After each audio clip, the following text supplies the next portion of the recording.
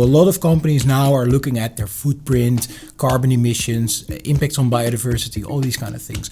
But then when it comes to positive impact, like actually improving the world, they're flying blind.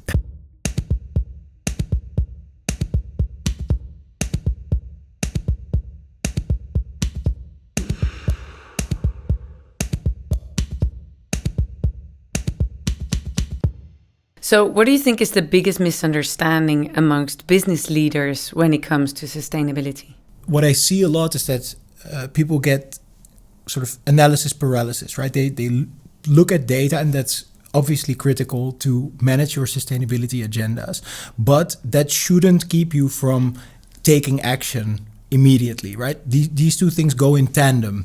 It shouldn't be, first we need to measure everything and only then we can start to reduce our negative impacts on the world. No, because most of the times you already know what the key sort of hotspots are, right? And it creates a cycle. You measure, you act, and then you measure again, and then you adjust. And this is how gradually you can reduce all of those negative impacts that a business may have.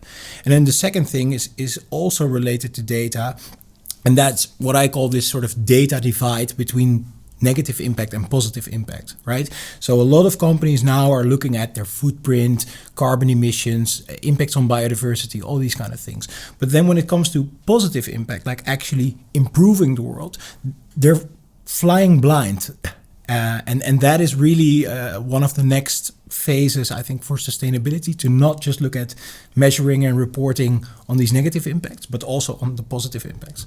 So, and that's where Sumthing comes in. Tell us about Sumthing and the organization. Yeah, so we are a social enterprise trying to solve that problem, right? So we're using all these modern technologies that are out there, from drones in the sky to satellites in space to smartphones in the hands of the people that are doing the work, in order to provide visibility and accountability of what happens when organizations restore nature, right? And that's a broad assignment. So it comes down to restoring coral reefs, reforesting, bringing back wetlands, revitalising soil, and taking plastic out of rivers and oceans. So all these things that are much needed for nature, we bring them together in one place and provide them with the tools to essentially share and make visible what they do with the funds that they raise. And why is AI so important for the work you are doing? Yeah, so AI enables us to verify all of the work that happens, whilst unburdening these projects, these partners, so that they essentially have their hands free to do more nature restoration work and less administration paperwork, right? And that goes really, really far. So one example is recognizing species of trees in pictures or videos, right? That used to be a manual process where the people in the field have to go into an app with their dirty, their soil on their fingers, and then they have to type in what kind of tree this is. This is easy for AI to do, right? The same goes with coral species, right? If you are underwater and you are wearing gloves, imagine having to capture all of that. So we can really help these organizations that are doing that important work to become more effective, essentially, so that they can restore even more nature. So we've obviously been working together and partnering for quite some time now.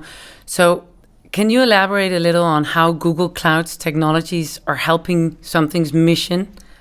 Everything we do runs in Google Cloud, and it enables us to achieve things that are only possible by working with a partner like Google Cloud, right? So the first is scalability, like adding more donations, more projects. That's really no issue.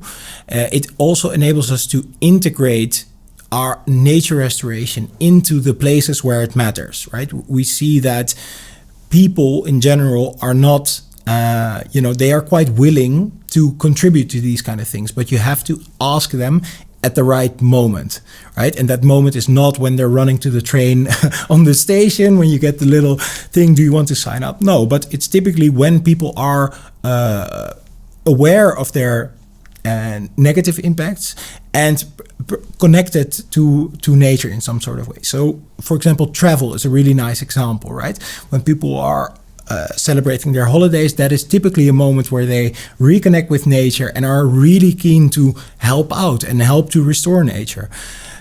By being in the cloud, we can integrate with every possible touch point that you can imagine, so that all of these people can start to help out and actually restore nature where they are.